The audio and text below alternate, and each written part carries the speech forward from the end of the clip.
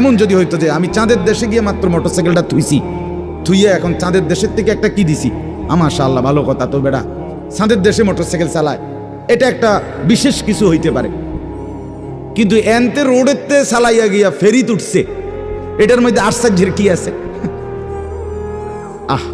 মানে রুচির দুর্ভিক্ষ, রুচিহীনতা, মন মানসিকতা একদম নিচে নেমে গেছে, একদম অনুভূতি, বিবেক লোপ পেয়ে গেছে, লোপ পেয়ে, মা বোনদের বেহায়াপনা চূড়ান্ত সীমায় নেমে গেছে।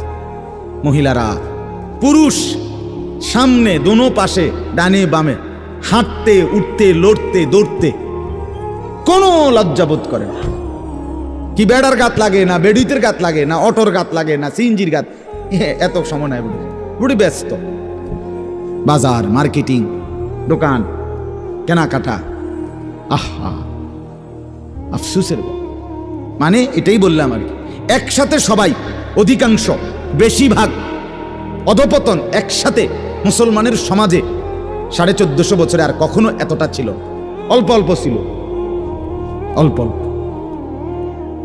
একজন দুইজন বেপর্দা নারী, বেহায়া মহিলা, লজ্জা শরম কম, এরম বেডি ছিল একজন দুইজন, 2 গ্রামে 4 গ্রামে।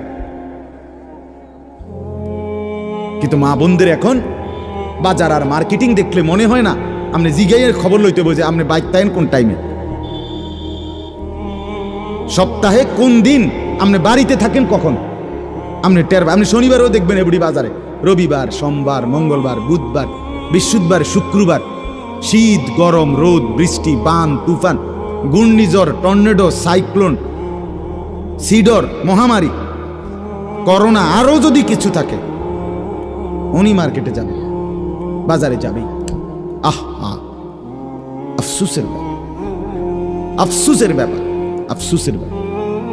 আমরা অতিরিক্ত আত্মবিস্মৃত জাতি হিসেবে পরিগণিত হচ্ছি।